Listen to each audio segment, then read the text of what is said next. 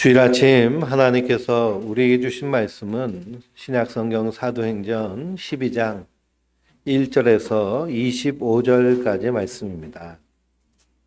사도행전 12장 1절에서 25절의 말씀을 한 목소리로 같이 봉독하시겠습니다.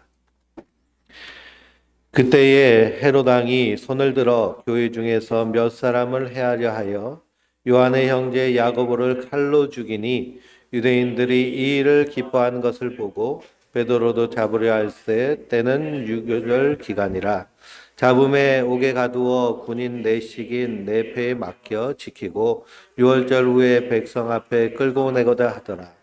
예, 베드로는 옥에 갇혔고 교회는 그를 위하여 간절히 하나님께 기도하더라.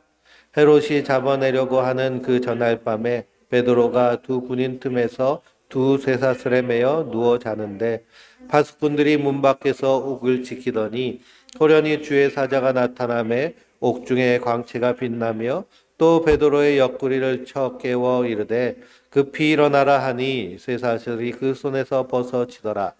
천사가 이르되 띠를 띠고 신을 신으라 하거늘 베드로가 그대로 하니 천사가 또 이르되 겉옷을 입고 따라오라 한대 베드로가 나와서 따라갈새 천사가 하는 것이 생시인 줄 알지 못하고 환상을 보는가 하니라. 이에 첫째와 둘째 파수를 지나 동안쇠문에 이르니 문이 저절로 열리는지라. 나와서 한 거리를 지나매 천사가 곧 떠나더라. 이에 베드로가 정신이 들어 이르되 내가 이제야 참으로 주께서 그의 천사를 보내어 나를 헤롯의 손과 유대 백성의 모든 기대에서 벗어나게 하는 줄 알겠노라 하여 깨닫고 마가라 하는 요한의 어머니 마리아의 집에 가니 여러 사람이 거기에 모여 기도하고 있더라. 베드로가 대문을 두들긴데 로데라 하는 여자아이가 영접하러 나왔다가 베드로의 음성인 줄 알고 기뻐하며 문을 미처 열지 못하고 달려 들어가 말하되 베드로가 문 밖에 섰더라 하니 그들이 말하되 내가 미쳤다 하나 여자아이는 힘써 말하되 참말이라 하니 그들이 말하되 그러면 그의 천사라 하더라. 베드로가 문 두드리기를 그치지 아니하니 그들이 문을 열어 베드로를 보고 놀라는지라. 베드로가 그들에게 손짓하여 조용히 하고 주께서 자기를 이끌어 옥에서 나오게 하던 일을 말하고 또 야고보와 형제들에게 이 말을 전하라 하고 떠나 다른 곳으로 가니라. 날이 새매 군인들은 베드로가 어떻게 되었는지 알지 못하여 적지 않게 소동하니 헤롯이 그를 찾아보지 못함에 바스꾼들이 신문하고 죽이라 명하니라. 헤롯이 유다를 떠나 가이사랴로 내려가서 머무니라. 헤롯이 두로와 시돈 사람을 단단히 노여하니 그들의 지방이 양식을 먹은 까닭에 한 마음으로 그에게 나와 왕의 침소 맡은 시나 블라스도를 설득하여 화목하기를 청한지라. 헤롯이 나를 택하여 왕복을 입고 단상에 앉아 백성에게 연설하니 백성들이 크게 부르되 이것은 신의 소리요 사람의 소리가 아니라 하거늘 헤롯이 영광을 하나님께 돌리지 아니하므로 주의 사자가 고치니 벌레에게 먹혀 죽으니라. 하나님의 말씀은 흥황하여 더하더라. 바나바와 바울이 부조하는 일을 마치고 마가라는 요한을 데리고 예루살렘에서 돌아오니라. 아멘. 할렐루야. 하나님께서 주시는 은혜와 평강이 우리 성도님들 위해 늘 충만하시기를 주님의 이름으로 축원드립니다. 코로나 확진으로 예배 참석하지 못하신 분들이 계십니다. 위하여서 기도해 주시고요. 코로나가 다시 환절기 또 날이 추워지니까 기승을 부리는데요. 두려워할 것이 없습니다. 약 먹고 푹 쉬면 됩니다. 약 먹고 푹 쉬면 되고요. 누가 나한테 전염시켰느니 원망할 것 없이 바이러스가 침입하면 몸에서 항체가 생성되면서 저항하는 일이 있기 때문에 반드시 아프고 그것을 잘 극복하면 또 건강해집니다. 하나님 우리를 그렇게 만드셨어요. 그러니 우리가 코로나에 걸리면 푹 쉰다 생각하시고 쉬시면 되겠습니다. 우리 성도님들 한 주간 동안 예수님 손에 꼭 붙잡혀 사셨나요? 주의 손이 우리를 항상 붙잡고 계시는 줄 믿으시기 바랍니다. 그래서 성도는 그 주님의 인도하심 안에서 이 세상을 거룩하게 사는 자들이에요. 하나님이 원하시는 것은 너희의 거룩함이니라. 우리가 데살로니가 전서와 후서를 수요일 날 공부하면서 하나님이 원하신 것은 거룩인데요. 그 거룩의 모습이 어떻게 나타나느냐? 항상 기뻐하라. 쉬지 말고 기도하라. 범사에 감사하라. 이는 그리스도 예수 안에서 너희를 향하신 하나님의 뜻이니라 라고 분명히 말씀하셨습니다. 그러니 예배당에 나오셔서 토요예배 참석하지 못하셔도 온라인을 통해서 꼭 말씀을 듣고 그리고 말씀을 잘 익히시기 바랍니다. 왜냐? 하나님의 말씀을 통해서요, 하나님의 일하심을 알 수 있기 때문이에요. 그리고 성도는 그 하나님의 일하심을 보며 믿음으로 사는 자들입니다. 성경에서 일하신 그대로 하나님 내 인생 가운데 일하시는구나. 그걸 보지 못하면 우리는 눈 감고 신앙생활하는 것과 다를 것이 없습니다. 그러나 우리의 눈이 환하게 열려서 그 하나님의 일하심을 볼 때 날마다의 삶이 승리의 삶이고 날마다의 삶이 기쁨과 감사가 넘치는 삶인 줄 믿습니다. 우리나라가 16강 진출을 했잖아요. 포르투갈하고 마지막에 손흥민이 70m를 그냥 달려가지고 그 패스를 황희찬한테 탁 주니까 그 황희찬이 소속팀에서는 맨날 이상한 데로 차더니 국가대표팀에서는 아주 그냥 골대를 향해서 차가지고 골이 들어갔습니다. 그리고 나중에 정신이 하나도 없더라고요. 얼마나 기쁘고 좋은지요. 그런데 그것과 비교할 수 없는 기쁨이 감사가 성도에게 있어야 될 줄 믿습니다. 그러니 그것보다 기뻐하지 못한다면 우리는 어떻게 해야 될까요? 회개해야 됩니다. 아, 주님, 내가 하나님의 일하심을 그렇게 바라보지 못했군요. 우리 안에는 이 통찰력과 그리고 예지력이 풍성해야 됩니다. 인사이트라고 해서 우리 안에서 하나님이 일하시는 것을 봐야 돼요.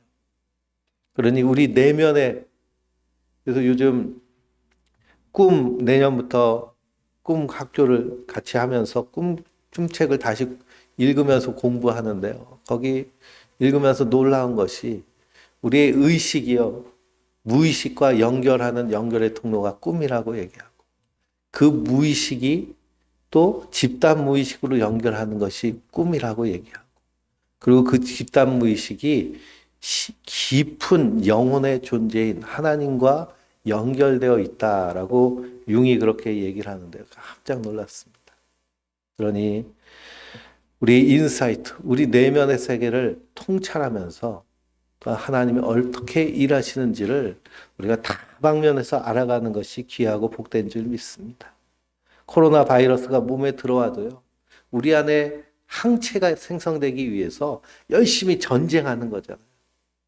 백신을 맞는 것은 그 항체 생성하는 것을 돕기 위해서 백신을 맞는 겁니다. 그래서 우리 몸도요, 끊임없이 미생물과 바이러스들과 끊임없이 싸우고 전쟁을 해요. 그래서 우리가 너무 멸균, 살균 좋아할 것 없습니다. 적당히 균이 있어야 우리 몸에서도 뭐가 생길까요? 싸울 수 있는 항체와 그리고 힘이 생겨요. 우리 대장 속에 대장균이 들어있잖아요. 대장균이 있기 때문에 우리가 그 항체와 싸우면서 건강을 유지할 수 있고 다른 이상한 놈들이 들어와도 맞서 싸울 수 있는 힘이 생기는 줄 믿습니다. 영적인 세계도 마찬가지입니다. 영적인 일을 알지 못하면 눈 감고 싸우는 꼴이 돼요. 거듭난 성도는 이 영적인 세상 안에서 예수님을 손 꼭 붙잡고 함께 싸우는 그리스도의 군사인 줄 믿습니다. 그래서 성경 읽어보면 너희는 하나님의 군사라고 얘기해요. 이스라엘 백성들이 출애굽해서 광야길로 들어서는데요. 성경은 그들을 뭐라고 기록되어 있느냐? 하나님의 군대라 라고 기록되어 있습니다. 그 탈출한 노예잖아요. 탈출한 노예인데요. 하나님 보시기엔 누구예요? 하나님의 군대 마하나임인 줄 믿습니다. 군대가 당나라 군대가 되지 않으려면 어떻게 해야 될까요? 힘이 훈련받아야 됩니다. 갈고 닦고 다듬어야 됩니다. 그래서 에베소서를 보면 하나님의 전신갑주를 입으라라고 말씀하고 있습니다. 구원의 투구, 의의 흉배, 진리의 허리띠, 복음의 신발을 신고 믿음의 방패를 차고 성령의 검을 가지고 싸울 준비가 되어 있는 것이 성도들입니다. 그래서 우리가 제자 훈련도 하고요, 삶 공부도 하고 여러 가지 성경도 연구하고 공부하는 것입니다. 그렇지 않으면 눈 감고 싸우게 되기 때문에. 눈 감고 싸우면 어떻게 될까요? 그냥 때리는 대로 얻어맞을 수밖에 없습니다. 그러니 오늘 이 영적 전쟁의 이야기가 바로 사도행전 12장에 펼쳐집니다. 이방의 안디옥 교회가 세워지고요, 바나바는 거기서 하나님의 은혜를 받습니다. 그리고 사울과 함께 그곳에 가서 목회를 하며 복음을 전했을 때 하나님의 교회가 이방 땅 안디옥에 든든히 세워집니다. 그 안디옥에 사는 사람들이 그 예수 믿는 사람들을 뭐라고 불렀어요? 그리스도인이라고 불렀습니다. 구별된 삶을 살았기 때문에 그리스도인이라고 부릅니다. 그 안디옥의 주신이 바카스잖아요.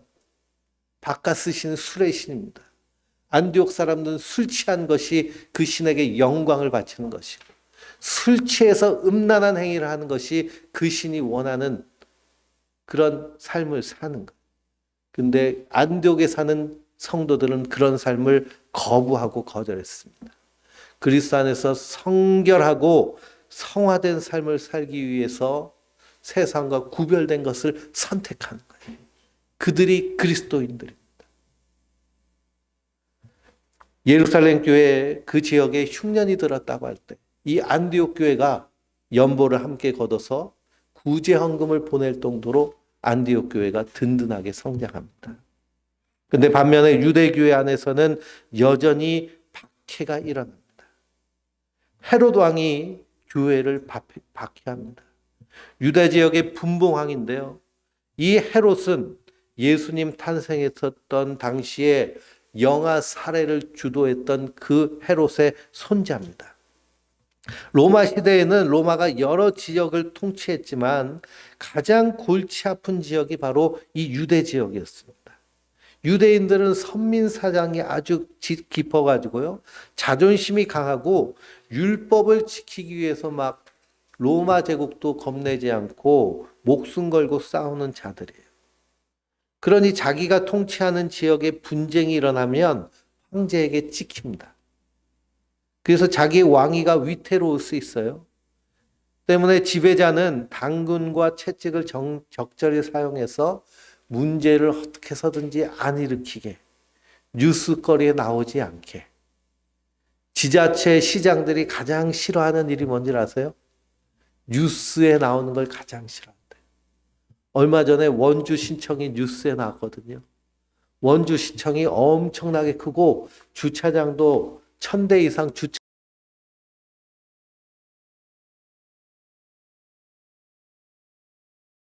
거예요. 그래서 기자가 아침 일찍 출근 시간에 옥상에 올라가서 카메라를 돌려봤더니 다 누가 돼요? 직원들이 돼가지고 시청에 민원 보러 오는 사람들이 자리가 없습니다. 그게 뉴스에 나왔어요. 그리고 지난주에 시청에 갔더니요, 자리가 있더라고요. 그리고 뭔가 문제거리가 드러나는 것을요, 이렇게 지도자들은 가장 싫어합니다. 그러니 헤롯 왕은 평소에 유대인들과 사이가 좋지 않아요. 그렇지만 유대인들을 통치하기 위해서 유대인들의 환심을 사야 되는데, 예수 믿는 사람을 핍박하고 그 중에 요한의 형제 야고보를 죽이니 누가 좋아하나요? 유대인들이 좋아하는 겁니다. 참 이상하죠. 초대교회가 구제와 그리고 사랑하는 일에 힘쓰는 그런 공동체였는데 유대인들은 거기 교회의 지도자를 죽이니 좋아하는 겁니다. 백성의 환심을 사기 위해서 공공의 적을 만들어서 자기를 향한 불만을 다른 곳에 향하게 하는 것은 정통적인 지배자들이 지배하는 지배의 방식입니다. 그러니 헤롯이 야고보를 칼로 죽이니 유대인들이 기뻐하죠. 한술 더 떠서 베드로 맞아 잡아 죽이려고 감옥에 가두는 겁니다. 그러니 이것을 보면서 우리는 어떤 것을 보아야 되느냐? 성도는 하나님의 일하심을 봐야 되지만 동시에 악한 사단 마귀가 어떻게 일하는지도 볼 줄 아는 사람들이 성도들인 줄 믿습니다. 마귀는 언제라도 틈을 타서 우리 가운데 도전해 오는 것이 마귀의 일입니다. 예수님이 공생애를 시작하시면서 요단강에서 세례 요한에게 세례를 받으시고 성령에 이끌려서 광야로 가셔서 거기서 40일 동안 금식할 때에 마지막 40일이 지난 날 누가 와서 시험을 했나요? 사단이 와서 시험을 했습니다. 하나님의 아들 하나님도 시험하는 자가 마귀입니다. 그 시험을 예수님께서 말씀으로 물리치셨습니다. 성경은 그 다음에 어떻게 기록되어 있느냐? 그 사단이 잠시 떠나더라 되어 있습니다. 잠시 예수를 떠난. 그 마귀는 예수님 공생의 기간 동안 내내 쫓아다니면서 틈을 타서 균열을 만들고 그 균열을 통해서 분열을 일으키는 것이 마귀가 하는 일인 줄 믿습니다. 그러니 우리 마음을 분열시키고 우리 가정의 공동체를 분열시키고 그리고 우리 성도들을 분열시키는 것, 그 뒤에는 마귀가 하는 역사가 있습니다. 그리고 성도는 정신을 바짝 차리고 하나님이 하시는 일을 바라볼 뿐만 아니라 마귀의 역사도 볼 줄 아는 자들이 성도들인 줄 믿습니다. 그러니 원수 사단 마귀가 세상과 정욕을 가지고 어떻게 일하는지를 꿰뚫어 봐야 돼요. 우리가 수요일날 디모데후서 2장을 공부했는데 그 2장에 보니 마귀의 역사, 그래서 사도 바울은 그곳에서 불법의 사람, 멸망의 아들, 불법의 비밀, 불법한 자, 악한 자의 나타남에 대해서 분명히 경고하며 말씀하고 있습니다. 그러면 성도들 향해서 권면하는 것은 흔들리거나 두려워하지 말아야 된다고 말씀하십니다. 왜 우리는 흔들리거나 두려워할 필요가 없을까요? 예수님이 우리를 꼭 붙잡고 계시기 때문입니다. 그렇지만 이 악한 자의 일한 마귀의 일하는 것을 분명히 인지하고 있어야 또한 우리가 방비하고 대비하여서 승리할 수 있는 줄 믿습니다. 데살로니가후서 2장을 보면 악한 자의 나타남은 사단의 활동에 따라 모든 능력과 표적과 거짓 기적과 불의의 모든 속임으로 멸망하는 자들에게 있으리니 이는 그들이 진리의 사랑을 받지 아니하여 구원을 받지 못함이라 라고 말씀하고 있습니다. 그러니 악한 자의 나타남 안에는 사단의 활동에 따라 능력과 표적과 거짓 기적이 나타나는 거예요. 요한 3서를 보면 영들을 다 믿지 말고 요한일서 3장에 그 영들이 하나님께 속하였는지 분별하여 보라 라고 말씀하고 있습니다. 예수 그리스도를 하나님의 아들인 예수님을 인정하지 않은 영들은 다 무슨 영이에요? 악한 영, 사단, 마귀인 줄 믿습니다. 우린 분명히 분별할 줄 알아야 돼요. 이러므로 하나님의 미혹의 역사를 그들에게 문하여 거짓 것을 믿게 하심은 진리를 믿지 않고 불의를 좋아하는 모든 자들 하여금 심판받게 하려 하심이라 라고 하셨습니다. 그러니 사단의 역사도 드러나게 하심으로 하나님 심판하시는 거예요. 숨어 있으면 알지 못하잖아요. 드러내셔서 심판하시기 위함입니다. 그러니 악한 자가 마지막 때가 되면 점점 더 어떻게 될까요? 드러나고 나타나요. 그럴 때 하나님은 심판하십니다. 그러나 형제들아 굳건하게 서서 말로나 우리의 편지로 가르침을 받은 전통을 지키라 라고 말씀하고 있습니다. 뿐만 아니라 고린도전서에서는 사도 바울은 기록된 말씀 밖으로 넘어가지 말라라고 기록되어 있습니다. 우리에게 주신 하나님의 말씀을 통해서 그 악한 영의 일함도 분별할 수 있는 줄 믿습니다. 그러니 눈에 보이는 로마보다 그 뒤에 보이지 않는 더 큰 세력이 있다는 거예요. 우리가 다니엘서를 쭉 묵상하다 보면 그 보이지 아니하는 마귀의 세력들이 일하는 것에 대해서 다니엘이 환상을 통해 두렵고 무서운 그 꿈을 꿉니다. 이 영적 전쟁에 대해서 창세기 3장 15절에 이미 하나님께서 말씀하고 계십니다. 내가 너로 여자와 원수가 되게 하고 내 후손도 여자의 후손과 원수가 되게 하리니 여자의 후손은 내 머리를 상하게 할 것이요 너는 그의 발꿈치를 상하게 할 것이니라 라고 말씀하셨습니다. 여자의 후손이 누굴까요? 예수님이세요. 그리고 여자의 후손은 예수 그리스도 말미암아 구원받은 성도들입니다. 그런데 그 발꿈치를 무는 자는 누굴까요? 악한 사단 마귀 뱀의 자식들입니다. 이것이 창세기로부터 시작된 영적인 전쟁입니다. 그러니 뱀이 사단 세상 권세를 잡고 계속해서 그리스도의 몸된 교회를 공격합니다. 유대인들이 예수님께 나왔을 때 예수님들이 그들을 향해서 뭐라고 말씀하셨어요? 독사의 자식들아 라고 하셨잖아요. 독사의 자식들아. 예수님이 열받아가지고요, 이 뱀새끼들하고 욕하신 것이 아니고 그들이 정말 독사의 자식이기 때문에 독사의 자식들아 라고 책망하신 겁니다. 그들이 예수님을 십자가에 못 박아 죽입니다. 그리고 오늘 본문 말씀에 야고보를 칼로 베어서 죽입니다. 그러면서 세상 권세가 그리고 성도를 교회를 다 이긴 것처럼 그렇게 생각하며 그렇게 드러냅니다.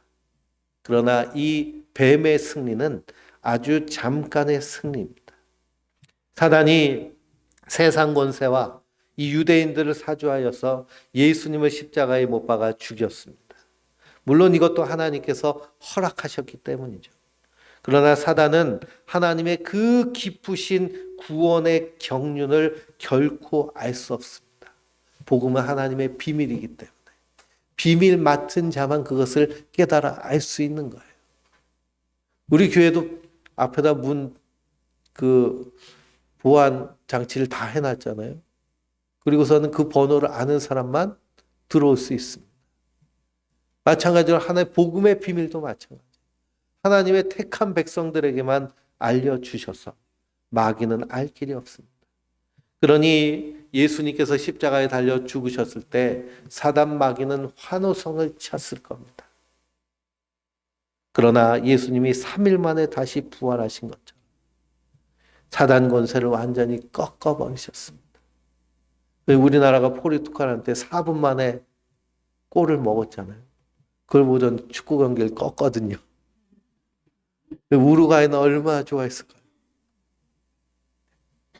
근데 연장 끝날 쯤 돼서 골을 넣어서 역전시키니 우루과이 선수들은 자기 경기에 집중하지 못하고 한 골 더 넣으면 우리가 떨어질 건데 2대 0으로 끝나서 그 우루과이 선수들이 펑펑 울잖아요. 마귀도 동일한 겁니다. 예수님이 십자가에서 부활하실 줄 모르는 거예요. 그러나 예수님은 사망 권세를 깨트리시고 이기신 줄 믿습니다. 그래서 뱀의 머리를 찍어 상하게 하십니다. 그러나 예수님께서 다시 오실 그때까지 이 악한 자들, 불법자들은 여전히 활동하는 것이에요. 주님이 재림하시면 이 모든 대적들은 영원한 지옥불에 던지실 겁니다. 대적들이 성도들과 싸워서 이기는 것처럼 야고보가 죽는 모습을 통해서 그렇게 나타나지만 그러나 주님께서 자기 백성을 위하여 눈동자같이 보호하시고 계심을 교회가 알게 하시기 위해서 베드로를 천사를 보내어 구출해 내시는 겁니다. 사단 마귀가 우는 사자처럼 삼킬 자를 찾을지라도 누가 지키시는 거예요? 하나님이 우리를 지키고 계십니다. 그러니 7절 말씀해 보니까 감옥에 갇힌 베드로가 못하고 있느냐 하면 쿨쿨 자고 있습니다. 성경에 보면 시편에 사랑하는 자에게 하나님 잠을 주신다고 그랬는데요. 그 잠은 평안입니다. 야고보는 죽고 베드로 자기 자신은 내일 이제 사형당할 텐데 지금 뭐 하고 있어요? 자고 있어요. 그러니 평안은 죽음 앞에서도 두려움이 없습니다. 하나님의 평안은 그래요. 왜 그러냐? 죽어서 끝나는 것이 아니라 죽어서 정말 영원한 하나님 나라, 진정한 하나님의 은혜가 시작되기 때문입니다. 그래서 성도는 이 땅에서 죽음이 두렵지 않는 자들이에요. 빌립보서를 읽어보면 사도 바울이 원하는 것이 무엇이냐면 내가 빨리 하나님 나라 가는 걸 원한다고 그래요. 그렇다고 내가 일부러 죽을 수는 없는 것이죠. 또 사도 바울은 내가 죽지 않는 것이 성도들에게 유익이기 때문에 그래서 나는 사명 맡은 그날까지 최선을 다한다고 고백하고 있습니다. 이 성도는 저 하나님 나라를 소망하며 사는 자들이에요.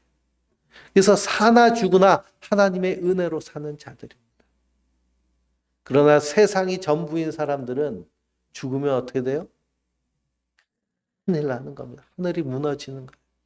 절망하는 거죠. 그러니 죽음 앞에서 두려워하는 인생들은 그 죽을 것이 두려워서 벌벌벌 떨면서 마귀의 종으로 사는 겁니다. 그러나 놀랍게도 베드로는 감옥에 갇혔음에도 불구하고 거기서 평안하게 자고 있습니다. 천사가 그를 깨워서 옥에서 건져내려고 하는데 처음에 천사가 오자마자 옆구리를 걷어찼겠어요? 베드로야 일어나 그랬겠죠. 베드로야 일어나. 그래도 자고 있어요. 흔들어도 자고 있어요. 그랬더니 천사가 급하니까 어떻게 하는 거예요? 옆구리를 발로 뻥 차는 겁니다. 그러니 집에서 자녀들이 깨워도 안 일어나면은 가서 옆구리를 그냥 뻥 차면 벌떡 일어납니다.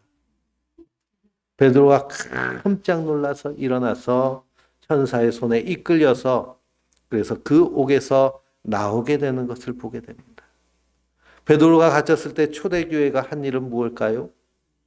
교회는 그를 위하여 간절히 하나님께 기도하였더라라고 되어 있습니다. 근데 정말 중요한 것은 기도의 모습도 중요하지만 기도의 내용도 중요합니다. 베드로가 감옥에 갇혔을 때 교회는 그를 위하여서 어떻게 기도했을까요? 무슨 내용으로 기도했을까요? 하나님 베드로 살려주세요. 베드로 풀려나게 해주세요. 베드로 살게 해주세요. 그렇게 기도했을까요? 대한민국처럼 많이 기도하는 나라는 세상에 없습니다. 새벽기도, 특별 새벽기도, 처야기도, 다니엘 작전기도, 구국기도에 긴급기도, 화살기도, 별의별 기도란 걸 다 만들어가지고 기도합니다.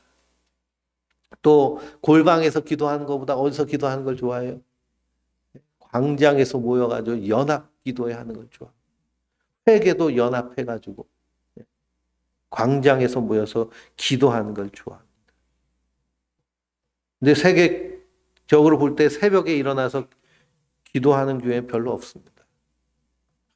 그래서 대한민국 이 기도의 열심 때문에 하나님이 이 대한민국에 복 주셨다. 잘 살게 해주셨다. 이렇게 말하는 사람도 있습니다. 근데 정말 중요한 건 뭘까요? 그때 기도할 때 무슨 기도를 하고 있느냐가 중요합니다.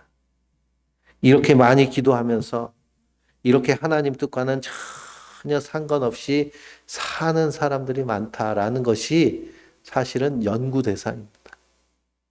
그 새벽에 일어나서 무슨 기도를 합니까? 사도행전 4장 27절에서 31절을 보면 핍박받는 초대교회가 하나님께 드린 기도의 내용이 나옵니다. 그러니 베드로가 옥에 갇혔어도 동일한 기도를 하나님께 기도합니다. 한번 읽어보실까요? 4장 27절에서 31절입니다.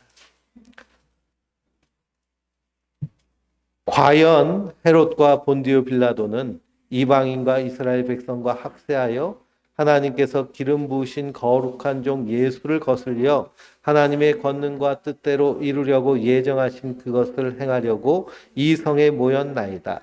주여 이제도 그들의 위협함을 굽어보시고 또 종들로 하여금 담대히 하나님의 말씀을 전하게 하여 주소서. 손을 내밀어 병을 낫게 하시옵고 표적과 기사와 거룩한 종 예수의 이름으로 이루어지게 하옵소서 하더라. 빌기를 다함에 모인 곳이 진동하더니 우리가 다 성령에 충만하여 담대히 하나님의 말씀을 전하니라. 아멘. 사도들이 핍박받고 나서 기도하는 내용입니다. 핍박이 오는 것이 당연하다는 거예요. 우리가 핍박에 대해서 오해하는 것이 있는데요. 이렇게 감옥에 가두고 죽이는 것만 핍박이라고 생각하면 안 됩니다. 부와 명예를 가지고 세상에 부귀한 것을 가지고 유혹하는 것도 핍박에 해당돼요. 그러니 한국 사회는 얼마나 잘 사는 사회가 됐습니까? 그러면서 성공한 사람은 어떤 사람이에요? 돈 많이 버는 사람. 일하지 않고도 수입이 있어서 놀면서도 부자처럼 하고 싶은 거 다 하며 살 수 있는 사람. 그러니 청년 때부터 어린아이부터 열심히 공부해가지고 좋은 대학 가서 좋은 직장 가가지고 하려고 하는 모든 것들이 어떤 일들이에요?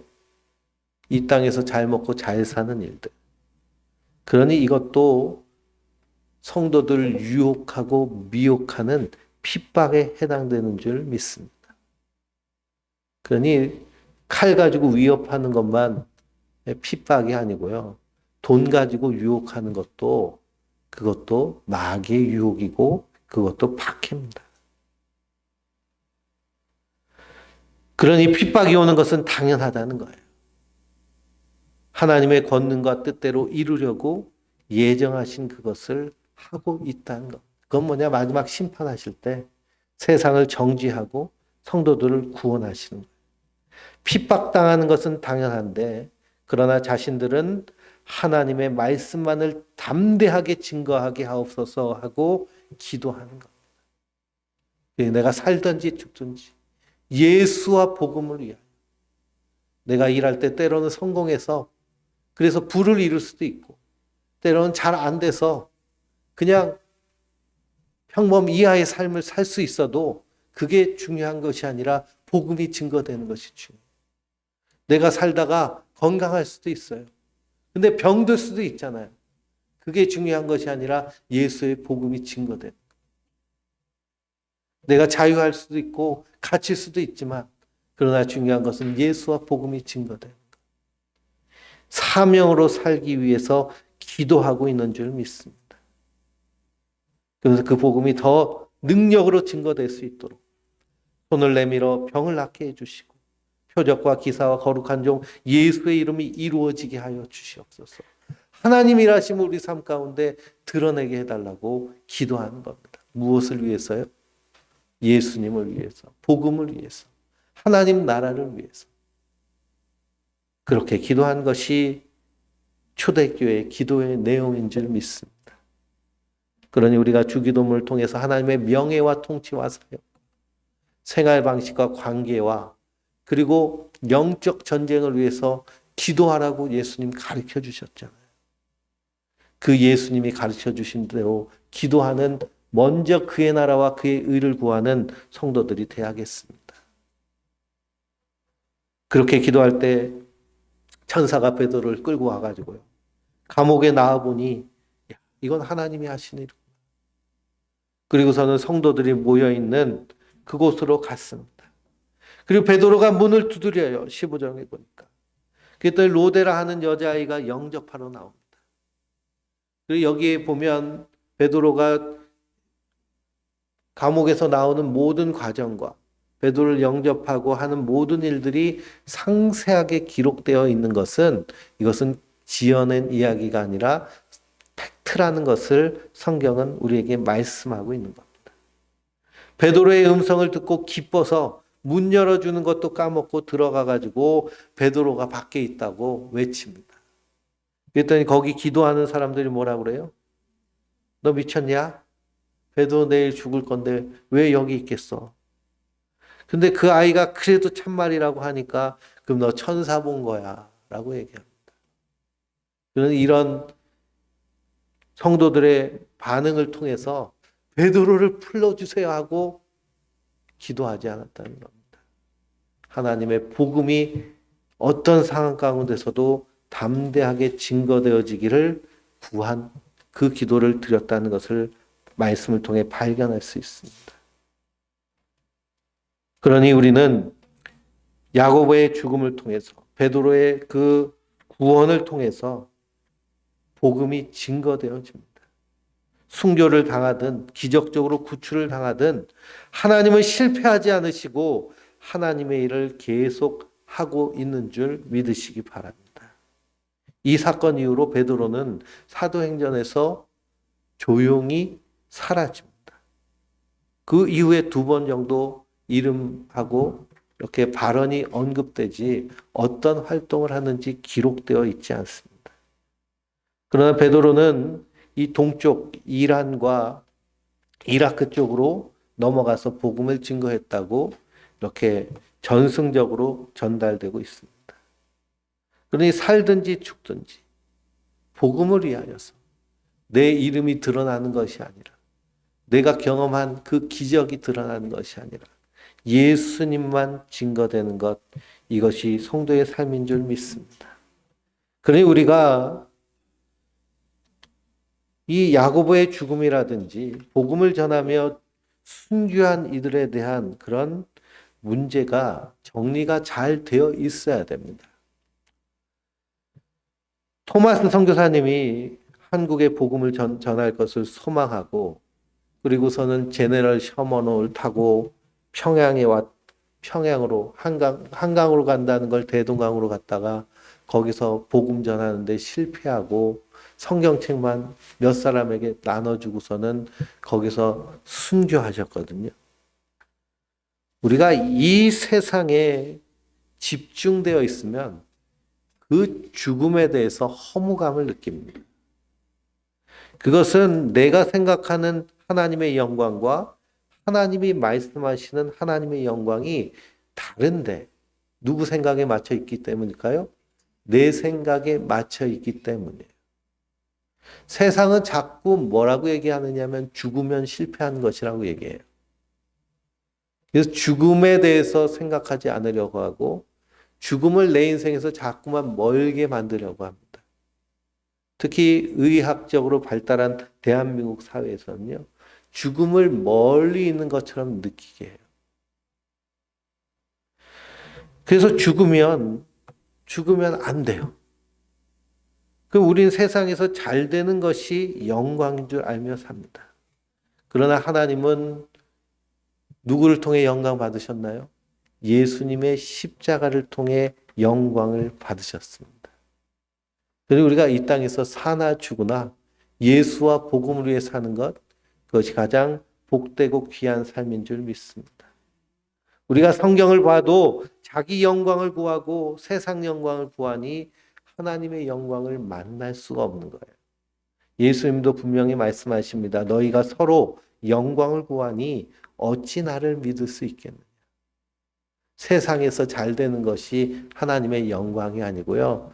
내가 어디에 있든지 예수를 위해서, 복음을 위해서 그 주님과 인격적인 관계를 맺으며 풍성하게 사는 것, 그걸 통해서 주님 가장 기뻐하시는 줄 믿습니다.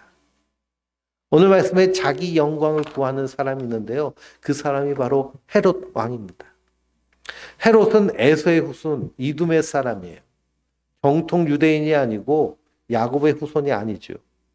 그런데 얼마나 정치를 잘했는지요. 로마 제국의 인정을 받아서 유대 지역을 다스리는 왕이 됐습니다. 로마 제국은요, 정책상 한 나라를 정복했으면요, 거기 왕권을 폐하고 총독을 보내가지고 직접 다스립니다. 직할제예요. 근데 유대 지역만 이 헤롯이라는 가문에다가 이 분봉왕이라는 자리를 맡겨가지고 총리도 있지만 거기서 백성들을 다스리도록 했습니다. 그만큼 뭘 잘했다는 거예요? 로마 황제한테 싹싹싹 잘했다는 겁니다. 손을 잘 비볐다는 거죠. 그러니 헤롯이 베드로가 옥에서 탈옥했다는 소식을 듣고요. 그 간수장들 다 죽이고, 그리고선 가이사랴, 그래서 그 지중해 바닷가에 있는 도시에서 이 두로와 시돈 사람들을 만납니다. 두로와 시돈은 솔로몬 때부터 무역을 해서 부자 도시였는데요. 그렇지만 땅이 척박해서 곡식이 없습니다. 그래서 남쪽 지역의 곡창지대에서 늘 쌀을 사왔는데 헤롯하고 관계가 서먹서먹해지면 돈이 많아도 먹을 게 없으면 살 수가 없잖아요. 이 관계 회복을 위해서 이제 헤롯 왕을 초청을 해가지고 잔치를 베풉니다. 그때 헤롯 왕이 왕복을 입고 멋지게 연설을 해요. 그랬더니 사람들이 환호성을 치면서 뭐라고 칭송을 하느냐 하면 이 음성은 사람의 소리가 아니라 신의 소리도다. 그냥 헤롯을 신격화한 겁니다. 근데 아부의 끝판왕은 그 상대방을 신격화하는 거예요.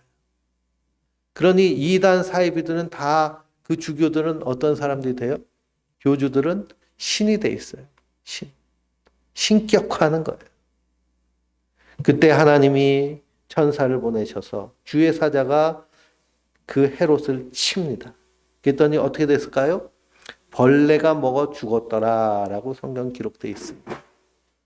요세푸스라고 하는 역사학자가 유대 전쟁사라는 책을 썼는데 거기에 헤롯의 죽음에 대해서 자세하게 기록하고 있습니다. 헤롯의 온몸에 병이 들어 성한 것이 없었다.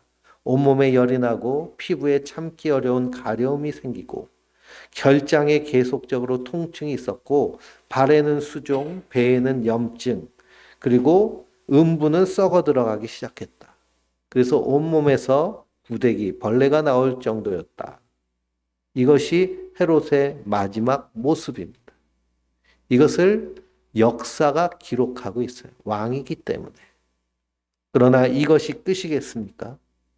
이보다 더한 지옥, 이것과 동일한 지옥이 영원히 펼쳐지는 곳에서 헤롯은 심판을 받는 것이죠. 이 세상 모든 사람들이 부러워하는 왕의 모습입니다. 그래서 사람들, 우리나라도 제사상 차릴 때 제일 먼저 뭘 올려요? 홍동백서를 올리는데 그 중에 대추를 제일 먼저 올려요. 대추를 왜 제일 먼저 올리는지 아세요? 대추에는 씨가 하나잖아요. 우리 가문에서 왕이 나오게 해주세요. 그래서 대추를 올리는 겁니다. 사람은 누구나 다 왕이 되고 싶어하고 세상의 영광을 구합니다. 그래서 성경은 분명히 말씀합니다. 세상 영광을 구하는 이 헤롯의 모습이 바로 왕이 되려고 하는 자들의 모습임을 분명히 우리에게 드러내고 있습니다. 그러면서 사도행전 12장 24절에 하나님의 말씀은 흥황하여서 더하더라 라고 하고 있습니다. 핍박을 도 하나님은 여전히 일하고 계십니다. 성도는 그 하나님의 일하심 안에서 살든지 죽든지 주를 위해 사는 자들이에요. 왜 그러냐? 우리에게 영원한 하나님 나라가 약속되어 있기 때문에. 그러므로 날마다 주여 나의 눈을 열어 하나님 나라 보게 하시고 이 땅에서 그 하나님 나라를 살아내게 하여 주시옵소서. 히브리서 12장에 나오는 믿음의 장의 믿음의 사람들은 그 영원한 하나님 나라를 믿고 기다리며 그러며 자기의 생명을 조금도 귀한 것으로 여기지 아니하고 믿음으로 살았습니다. 그때 영광의 하나님 나라가 영광 중에 그들에게 임하게 되는 줄 믿습니다. 그 약속을 저와 우리 성도님들도 받았습니다. 그러므로 그 풍성한 은혜 안에서 날마다 하나님 나라를 살아내며 마귀의 공격 두려워할 것이 하나도 없는 것은 주님 우리에게 하나님의 전신갑주를 입혀주셨을 뿐만 아니라 그리스도께서 철장 권세를 가지셨기 때문입니다. 그 은혜 안에서 날마다 승리하는 하나님의 사람들, 예수와 복음을 위해서 하나님 영광을 위해서 사는 주의 백성들 되시길 주님의 이름으로 축원드립니다.